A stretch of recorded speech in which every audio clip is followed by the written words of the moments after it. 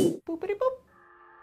This E3 coverage is brought to you by Ting, mobile that makes sense. Hey guys, Nick and Tara here for Rev3 Games. Again, it is day 1 or day 0, depending on who you ask, of E3 2014, and we just got to watch EA's press conference.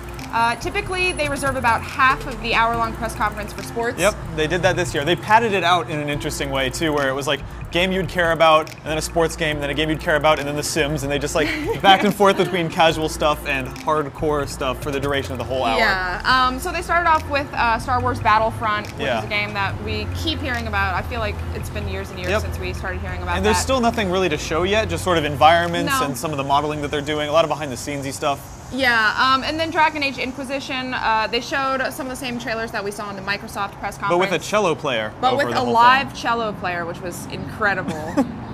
They also showed some gameplay, which makes it look really awesome. Yeah. And then they also showed some behind-the-scenes stuff from BioWare.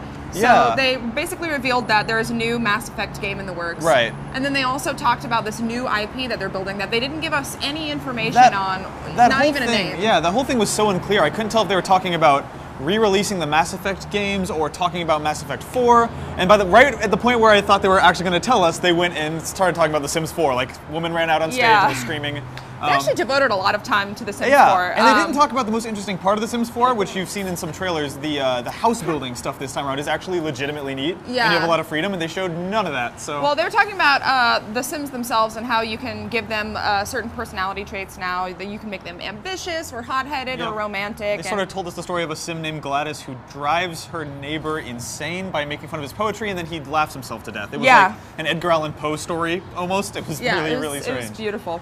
And then they have this, they had Criterion come on stage and talk about this new IP that they're building, which again, we didn't get a name for. Right, nameless. Criterion is known for the Burnout series. Almost all of their games have involved driving and cars. They're totally eschewing that now in favor of other kinds of exercises or vehicles. I would describe it as a Criterion game about all of the dumbest vehicles on Earth, but from the first-person perspective. Apparently it's an action sports game, and apparently it's built for VR in some way. Like, they're thinking about VR a lot. It's hard to imagine playing any of that stuff without getting traumatically motion sick. Yeah. But I love Criterion to death, and I trust them to do something interesting with it. So no cars in that game. It's just going to be like extreme sports, I guess. ATVs, helicopters, boats, wingsuits.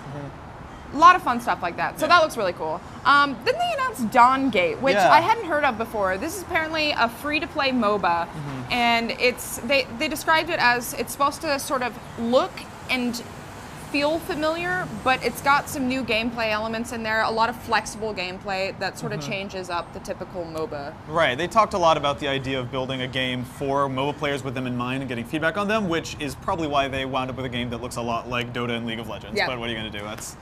Well, there it is. And then Mirror's Edge 2, which is the game that I was most excited to see, did not disappoint. No, it looked really neat. I think they showed a lot of interesting stuff with like momentum. Like, normally in the first game when you would run up to a pipe, things would slow down a bit while you climbed it. No such slowness here. Yeah, it's very minimalistic, very elegant, just like the first game.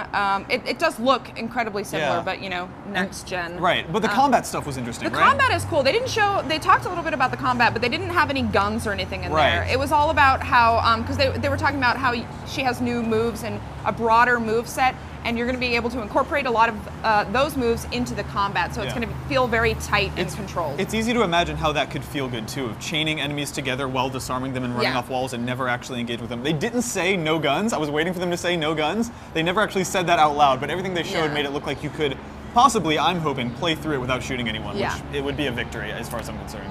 And the last game they showed was Battlefield Hardline, which got leaked a couple weeks ago. It's basically like a Battlefield game, but more cops and robbers style. And it's apparently supposed to have a huge component of team play. So they showed a 32-player heist. Right. Looked heavily scripted to me. Lots of like... Oh yeah, so many explosions. Jumping out of a helicopter, and then the helicopter lands on a car, and then a guy lands on a bike and speeds off. And I'm like, okay, that'll happen 1 in every 100 matches. But it was still... It still excited me, even though it was extremely silly. It was like a Michael Bay movie, basically. Right, and then they sort of had this grand announcement at the end that the beta for that game is going to be launching today on Battlefield.com. You can sign up. It's PC or PS4. I tried loading the website and it was not working, so they must be flooded right now. Maybe by the time you see this, it'll be better. Probably not. But I guess that's a recurring theme we've seen in all the press conferences so far is, by the way, this is available now. They did it with the Dead Rising 3 DLC. They did it with Hardline. I'm hoping they keep doing it because that's one of my favorite gimmicks. It's silly, but it's something about that. It's like, oh, and you can get it today.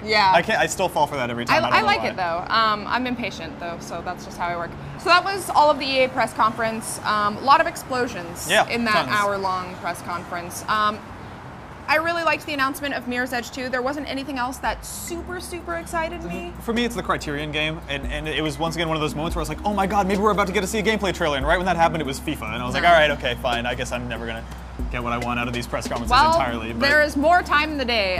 We've got 2 more press conferences today, followed by Nintendo tomorrow. Like I said, we are going to be doing all kinds of show floor coverage this week, as well as coverage of all of the press conferences. So if you want news about E3, you know where to find it. You're in the right place. If you're watching this, you nailed it. Stay here. Great job. Hey, if you're enjoying our E3 coverage, you can support us by checking out Ting, a cell phone service provider where you only pay for what you use. 98% of people, that's a 9 followed by an 8, would save money by switching to Ting, sometimes hundreds of dollars a year. Here's what makes Ting different from your current plan. With Ting, you only ever pay for what you use, and so if you're like me and never use the actual phone part of your phone bill that month would be $0. Ting is also completely contract-free, which means no early termination fees, and Ting will even help you pay your network's early termination fees so you can make the switch over. They've even got a savings calculator to help you figure out exactly how much you'd save in just a couple of seconds. Support us by going to rev3games.ting.com and you'll get $25 in credit off your first bill or device.